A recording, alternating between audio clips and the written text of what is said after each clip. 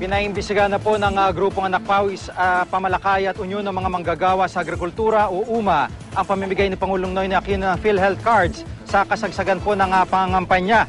Wala naman daw silang reklamo sa mismong pamamahagi ng mga PhilHealth cards. Ang kaduda-duda raw ang tiyempo ng pamimigay nito ngayong panahon ng kampanya.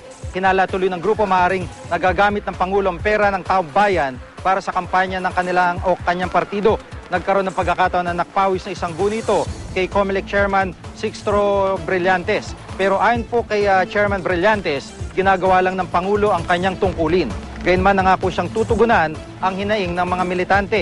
Ang palasyo nanindigang hindi isasakripisyo ang pagsiservisyo sa publiko dahil lamang sa panahon ng eleksyon.